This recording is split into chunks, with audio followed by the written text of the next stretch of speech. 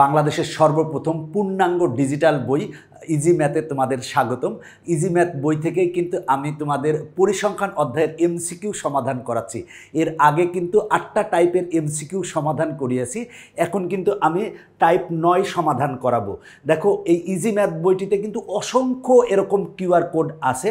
তুমি অঙ্ক এখানে সমাধান করা আছে, তুমি নিজে নিজে দেখবা। যদি না পারো, এই কিউআর কোড স্ক্যান করলেই, মোবাইল দিয়ে স্ক্যান করলেই কিন্তু তুমি আমার ভিডিও পাবা, বা আমার শিক্ষকরা এসে তোমাকে সুন্দর করে বুঝিয়ে দিচ্ছে।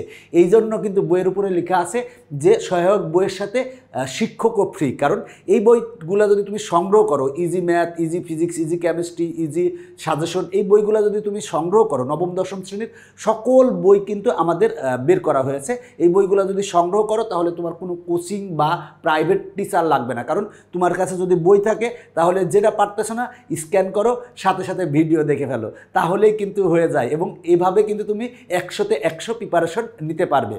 এইখানে যে কিউআর কোডটা দেওয়া আছে, এটা কিন্তু একটা ডামি কিউআর কোড। এই কিউআর কোডটা স্ক্যান করলে আমাদের ইউটিউব চ্যানেলে নিয়ে যাবে, কিন্তু তুমি বই সংগ্রহ করলে এই ভিডিওটার কিউআর কোডই তুমি পাবে। দেখো, টাইপ 9 কি বলা আছে? অবিন্যস্ত উপাত্তের প্রচুরক নির্ণয়। প্রচুরক নির্ণয় করবো। দেখো, উপাত্ত দেওয়া আছে, যে উপাত্তটা সবচেয়ে বেশিবার ব্যবহৃত হয়েছে সেটাই কিন্তু প্রচুরক হবে।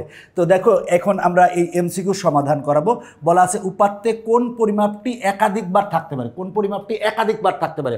গড় কিন্তু একটাই হয়, অনন্য। আবার মধ্যকও কিন্তু একটাই হয়, পরিসরও কিন্তু একটা নির্দিষ্ট মান থাকে। কিন্তু প্রচুরকের ক্ষেত্রে কি থাকে? একাধিকবার থাকতে পারে। তার মানে এখানে অ্যান্সার হবে প্রচুরক। এরপরে দেখো, কোন কেন্দ্রীয় প্রবণতার পরিমাপ অনন্য নয়। দেখো, গড়ের কিন্তু একটা নির্দিষ্ট মান থাকে। গড়ের দেখো, কেন্দ্রীয় প্রবণতার পরিমাপক কোনটা? গড়, মধ্যক, প্রচুরক। তো এখানে গড়ের কিন্তু একটা নির্দিষ্ট মান থাকে, মধ্যকের কিন্তু একটা নির্দিষ্ট মান থাকে, বা ভেদাঙ্কেরও একটা নির্দিষ্ট মান থাকে। কিন্তু মানে কেন্দ্রীয় প্রবণতার পরিমাপ অনন্য নয়।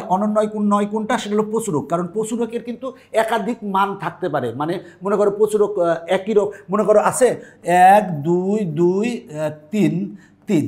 তাহলে দেখো এখানে প্রচুরক কত? দেখো 2 আছে 2 বার, 3 আছে 2 বার। তার মানে প্রচুরক কিন্তু 2 3। প্রচুরক হচ্ছে 2 3। এখানে প্রচুরক কিন্তু 2 3, একটা না কিন্তু। সেই জন্য কেন্দ্রীয় প্রবণতার পরিমাপ অনন্য নয় কোনটা? সেটা প্রচুরকের ক্ষেত্রে। এরপরে দেখো, পরের অঙ্কটার ক্ষেত্রে বলা আছে এখানে অনেকগুলা উপাত্ত দেওয়া আছে, উপাত্তগুলোর প্রচুরক কত? দেখো, এখানে প্রচুরক বের করতে বলেছে। তাহলে দেখি আমরা প্রচুরক সবচেয়ে বেশিবার আছে কোনটা। দেখি তো, সবচেয়ে বেশিবার আছে এখানে প্রথমে কত আছে? 15।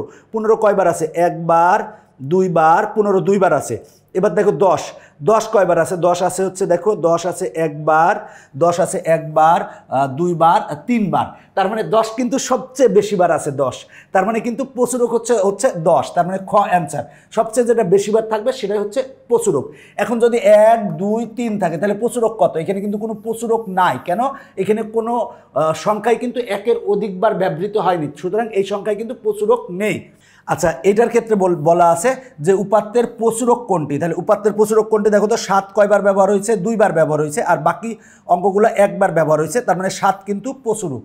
দেখো 167 নং, এখানে দেখো উপাত্ত দেওয়া আছে বা সংখ্যা দেওয়া আছে। বলা আছে সংখ্যাগুলোর মধ্যে প্রচুরক কত। তাহলে প্রচুরক সবচেয়ে বেশিবার আছে কে? দেখো, সবচেয়ে বেশিবার আছে হচ্ছে 6 আছে 3 বার। যদি সংখ্যাগুলোকে মানের ঊর্ধ্বক্রমে সাজাও সেক্ষেত্রে সহজেই তুমি বের করতে পারবে। তবে তুমি নিজেই দেখো সবচেয়ে বেশি আছে কত? 6 সবচেয়ে বেশি আছে। 6 আছে কয়বার? 3 বার আছে। আচ্ছা, 9 আছে কয়বার? দেখি তো, 9 আছে 1 বার। 9 আছে 1 বার। এরপর 11 আছে কয়বার? 11 আছে 2 বার। 11 আছে 2 বার। আর 13 আছে কয়বার? 13 আছে কিন্তু 2 বার। তার মানে সবচেয়ে বেশিবার আছে কিন্তু 6। তার মানে প্রচুরক কত হবে? প্রচুরক কিন্তু হবে 6।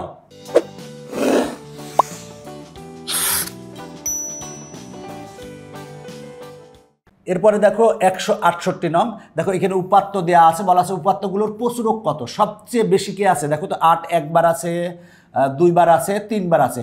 8 কিন্তু সবচেয়ে বেশিবার আছে, 3 বার আছে। তার মানে 8 হচ্ছে প্রচুরক। এরপরে দেখো এই উপাত্তগুলোর বলা আছে উপাত্তগুলোর প্রচুরক কোনটি। তাহলে সবচেয়ে বেশিবার কোনটা ব্যবহার হয়েছে আমরা সেটা দেখব। সেটা হলো যে 10 ব্যবহার হয়েছে 1 বার, দুইবার, 10 ব্যবহার হয়েছে দুইবার, এরপরে 11 ব্যবহার হয়েছে একবার দুইবার, 10ও দুইবার ব্যবহার হয়েছে, 11ও দুইবার ব্যবহার হয়েছে, আর অন্যগুলো কিন্তু একবার করে আছে। তাহলে দেখো এখানে 11 আছে কতবার, 11 আছে দুইবার, 10ও আছে দুইবার, 12 আছে কয়বার, 12 আছে একবার। তাহলে দেখো এই ক্ষেত্রে আমার 11 আছে দুইবার, আবার 10ও আছে দুইবার, তাহলে প্রচুরক কত হবে, 10 ও 11, তার মানে ঘ অ্যান্সার। এরপরে দেখো 170 বলা আছে একজন বলার 2 ওভার বল করে যথাক্রমে এত, এখানে বলা আছে এত রান দেন, বলারের দেওয়া রানের প্রচুরক কত, তার মানে সবচেয়ে বেশি রান দিয়েছে, মানে সবচেয়ে বেশিবার আছে কোনটা, দেখি সবচেয়ে বেশিবার আছে কোনটা, এখানে 6 আছে একবার দুইবার তিনবার, 6 আছে, তার মানে 3 বার 6 আছে, সবচেয়ে বেশি বার আছে 6 3বার, তার মানে প্রচুরক হবে হচ্ছে 6। এরপরে দেখো 171 নং, 10 জন শ্রমিকের একদিনের পারিশ্রমিক দেওয়া হলো, তো এখানে বলা আছে উপাত্তগুলোর প্রচুরক কত, সবচেয়ে বেশি আছে কে, 200 একবার আছে, দুইবার আছে, 3বার আছে, 200 কিন্তু সবচেয়ে বেশিবার আছে, তার মানে 200 হচ্ছে প্রচুরক। এরপরে দেখো বলা আছে গ্রীষ্মকালে বাংলাদেশের কোনো একটি অঞ্চলে 10 দিনের তাপমাত্রা হলো, তাপমাত্রা 10 দিনের তাপমাত্রা দেওয়া আছে এখানে। এখন বলা আছে সংখ্যা সূচক উপাত্তের প্রচুরক কোনটা, এখানে আমরা দেখব প্রচুরক কোনটা, সবচেয়ে বেশিবার আছে কে, তাহলে 20 আছে এখানে একবার, আর 20 আছে এখানে একবার, দুইবার 20 আছে, দেখো 20 আছে দুইবার, আর তার মানে 20 দুইবার আছে, তারপরে সবচেয়ে বেশিবার আছে 20 হচ্ছে দুইবার, তার মানে প্রচুরক হবে হচ্ছে কিন্তু কি, প্রচুরক হবে হচ্ছে 20। এবার দেখো এই অঙ্কটা সমাধান করাবো, বলা আছে শীতকালে বাংলাদেশের কোনো একটি অঞ্চলে 10 দিনের তাপমাত্রার পরিসংখ্যান হলো, এখানে দেখো এই সংখ্যাগুলো দেওয়া আছে, তাপমাত্রাগুলা বলা আছে সংখ্যা সূচক উপাত্তের প্রচুরক কোনটা, প্রচুরক বের করতে হবে। তাহলে দেখো তো এখানে উপাত্তের যে সংখ্যাগুলো আছে এগুলোর ভিতরে কোনোটা কি একের অধিকবার ব্যবহৃত হয়েছে, না একের অধিকবার কিন্তু ব্যবহৃত হয়নি, সবগুলোই কিন্তু একবার করে আছে। দেখো তুমি 10 কিন্তু একবারে আছে, 9ও কিন্তু একবারে আছে, 8 একবারে আছে, তুমি দেখো মিলাই দেখো সবগুলা কিন্তু একবার করে আছে। সুতরাং এই যে উপাত্তগুলা দেয়া আছে এই উপাত্তের কিন্তু কোনো প্রচুরক নেই, তার মানে লিখবো প্রচুরক কিন্তু নেই। এই পর্বের শেষ অঙ্ক দেখো, এই উপাত্তগুলো আছে, বলা আছে উপাত্তের প্রচুরক কোনটি, তাহলে প্রচুরক সবচেয়ে বেশিবার কোনটা ব্যবহৃত হয়েছে, এখানে 0 একবার আছে, দুইবার, 3বার, 0ই সবচেয়ে বেশিবার আছে, তার মানে 3বার আছে, তার মানে প্রচুরক কিন্তু এই খ অ্যান্সার, খ অ্যান্সার। দেখো কত সহজেই অঙ্কগুলা সমাধান করে ফেলেছি। তুমি যখন অঙ্কগুলা দেখবা যে তোমার কাছে অনেক ভালো লাগতেছে, তুমি নিজে নিজে প্র্যাকটিস করবে, একটা দুইটা দেখে, যদি না পারো তাহলে QR কোড স্ক্যান করবে, আমাকে পেয়ে যাবে। আর আমাদের নবম দশম শ্রেণীর সকল বিষয়ের কিন্তু সহায়ক বই বের হয়েছে, যে বইগুলো বাংলাদেশের সর্বপ্রথম পূর্ণাঙ্গ ডিজিটাল বই। কেন ডিজিটাল বই? কারণ পুরা বইতে অসংখ্য QR কোডের মাধ্যমে পুরা সহায়ক বইটা সমাধান করা আছে। সুতরাং তোমার কাছে যদি এই বইটা থাকে তাহলে কোনো প্রাইভেট বা কোনো কোচিং লাগবে না, তুমি নিজে এই বইটা পড়েই কিন্তু তুমি 100তে 100 প্রিপারেশন নিতে পারবে।